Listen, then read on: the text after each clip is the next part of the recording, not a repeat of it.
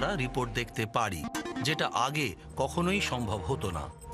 Cloud based AI system রোগীর ECG তৎক্ষণাৎ যাচাই করে, আর ডিসক্যালেমিয়া খুঁজে পেলেই সঙ্গে সঙ্গে হেলথ কেয়ার টিমকে সতর্ক করে দেয়।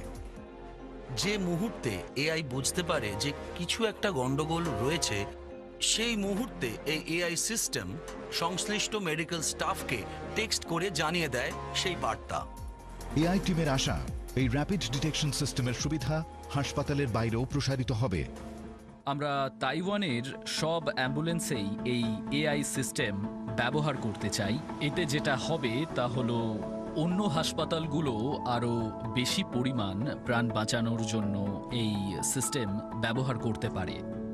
ডিজিটাল ইনোভেশনগুলো টেস্ট করা আর সেই সমস্ত ইনোভেশনগুলোকে প্রয়োগ করার জন্য দেশের স্বাস্থ্য ব্যবস্থার এই ক্ষমতা বুঝিয়ে দিচ্ছে তাইওয়ানে কেন বায়োটেকের ভবিষ্যৎ রয়েছে।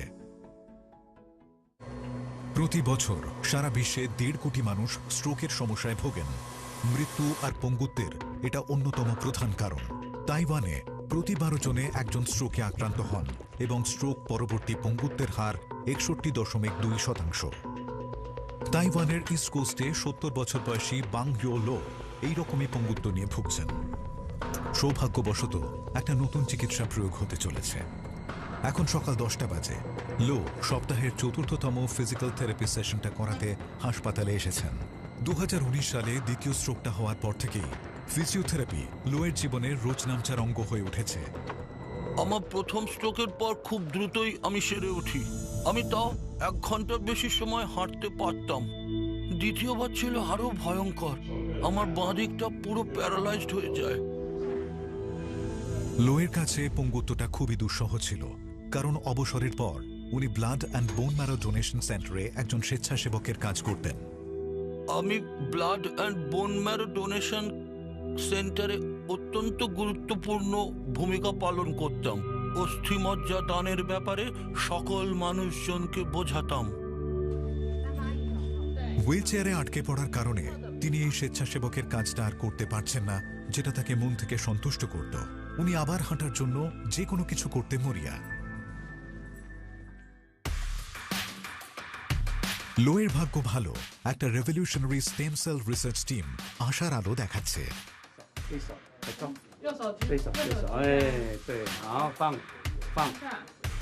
এই টিমের নেতৃত্বে রয়েছেন বিশ্বমানের নিউরোসার্জন এবং হলিয়ান সাচি হসপিটালের সুপারিনটেন্ডেন্ট ডক্টর শিন লং লিন। এই হাসপাতালের অধীনে থাকা বোন ম্যারো ডোনেশন সেন্টারে লো একসময় স্বেচ্ছাসেবক ছিলেন। স্ট্রোকের কারণ হল ব্রেনে অক্সিজেন বা রক্তের অভাব, যার ফলে প্রায় কয়েক ঘন্টার মধ্যে নিউরনগুলোর মৃত্যু ঘটে। মোটর কর্টেক্স যদি ক্ষতিগ্রস্ত হয় তাহলে প্যারালিসিস ঘটতে পারে, আর একবার যদি এর লক্ষণগুলি 6 মাসের বেশি সময় ধরে থাকে তখন সেরে ওঠার সম্ভাবনা অনেক কমে যায়। লোয়ের স্ট্রোক হয়েছিল প্রায় 1 বছর আগে। সুতরাং সুস্থ হওয়ার মানদণ্ড অনুযায়ী তার সেরে ওঠার সম্ভাবনা খুবই কম ছিল। রোগীরা প্রতিদিন যে মানসিক আর শারীরিক চ্যালেঞ্জের মুখোমুখি হন তা দেখে ডক্টর লিন অনুপ্রেরণা পান এবং তাদের আগের জীবন ফিরিয়ে দিতে চিকিৎসার খোঁজ চালিয়ে যান। ডক্টর লিন বিশ্বাস করেন যে সমস্যার সমাধান হয়তো স্টেম সেল ট্রিটমেন্টের মধ্যে লুকিয়ে রয়েছে। 1989 সালে আমরা গবেষকদের নিয়ে একটা দল তৈরি করি যারা পার্কিনসন রোগ সারাতে স্টেম সেল ব্যবহার করেন। উনি বিশ্বের সেই প্রথম ডাক্তারদের অন্যতম যিনি পার্কিনসন রোগ সারাতে স্টেম সেল ট্রান্সপ্লান্ট করেছিলেন। আর এখন তিনি স্ট্রোকের রোগীদের নিয়ে রিসার্চটা বাড়াতে একটা ক্লিনিক্যাল ট্রায়াল টিমের নেতৃত্ব দেন। স্টেম সেলগুলোর শরীরে স্পেশালাইজড সেল টাইপগুলো ডেভেলপ করার অনন্য ক্ষমতা রয়েছে। সেই ডেভেলপমেন্ট গাইড করে রোগগ্রস্ত বা ক্ষতিগ্রস্ত টিস্যু মেরামত করা যেতে পারে। বোন ম্যারো ট্রান্সপ্লান্ট লিউকোমিয়া সারাতে ব্যবহৃত হয়, কারণ এতে হিম্যাটোপোয়েটিক স্টেম সেল থাকে যা ব্লাড সেলগুলো পুনর্গঠন করে। ডক্টর লিন এর আগে হিম্যাটোপোয়েটিক স্টেম সেল ব্যবহার করে ক্রনিক স্ট্রোকের চিকিৎসা করার চেষ্টা করেন, কিন্তু তাতে আশানুরূপ ফল মেলেনি। অধিকাংশ রোগী হাঁটতে পারে, কিন্তু ওদের হাতে উন্নতির সামান্যই লক্ষণ দেখা যায়। যদি 50 লক্ষ স্টেম সেল রোগীর সেরে উঠতে ব্যবহার করা যেতে পারে, তাহলে আমরা তখন এটা ভাবি যে আমরা যদি সেই স্টেম সেল 10 কোটি ব্যবহার করি। তখন উনি মন দেন অ্যাডিপোজ ডিরাইভড স্টেম সেলের দিকে, যা ফ্যাট টিস্যুর থেকে আলাদা। আমরা অ্যাডিপোজ ডিরাইভড স্টেম সেল ব্যবহার করি কারণ আমাদের দেহে প্রচুর পরিমাণে মেদ থাকে, আর এই মেদগুলোকে খুব সহজেই নিষ্কাশিত এবং কালচার করা যায়। ডক্টর লিন এখন দেখতে চান এই অ্যাডিপোজ ডিরাইভ স্টেম সেলগুলো স্ট্রোক হয়ে যাওয়া রোগীদের ক্ষতিগ্রস্ত ব্রেন টিস্যু সারাতে পারে কিনা। পদ্ধতিটা অ্যানিমাল ট্রায়ালে ইতিমধ্যে উতরে গেছে, আর সেই সঙ্গে প্রথম পর্যায়ের হিউম্যান ক্লিনিক্যাল টেস্টও উতরে গেছে। এবার দ্বিতীয় পর্যায়ে শুরু হতে চলেছে। লো দ্বিতীয় পর্যায়ের ট্রায়ালে অন্তর্ভুক্ত হতে উৎসুক হয়ে রয়েছেন। আশা করি দ্রুত সেরে উঠে আবার স্বেচ্ছাসেবী হব। আমি নিজের খেয়াল রাখার সামর্থ্য চাই।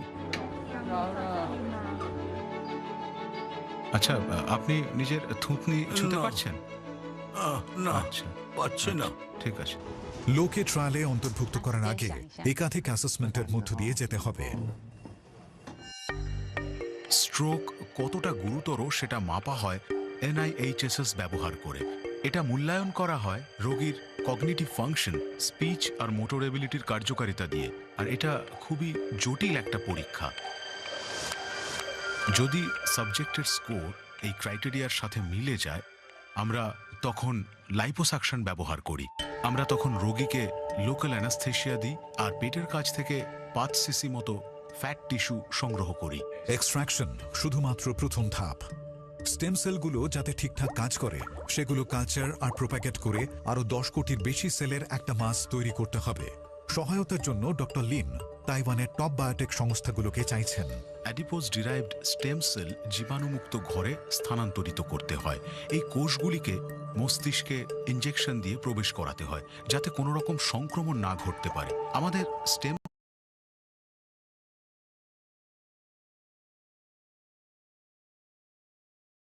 হলো যে কালচার করে এই 1 লক্ষ স্টেম সেলকে আমরা 2 সপ্তাহের মধ্যে 10 কোটিতে নিয়ে যেতে পারি। প্রথমে বায়োটেক টিমকে একটা ছোট স্যাম্পল সাইজ থেকে স্টেম সেলগুলোর ক্রিটিক্যাল মাস খুঁজে বের করতে হবে। তারপর সার্জিক্যাল টিমকে সেই সেলগুলো সরাসরি লোয়ের মস্তিষ্কে ঢোকানোর উপায় খুঁজতে হবে। আমরা লোকাল অ্যানাস্থেশিয়া করে মাথার খুলিতে একটা ছোট্ট ফুটো করি। এটা একদমই সূক্ষ্ম। মেডিকেল টিম কিভাবে লোয়ের ক্ষতিগ্রস্ত মস্তিষ্কে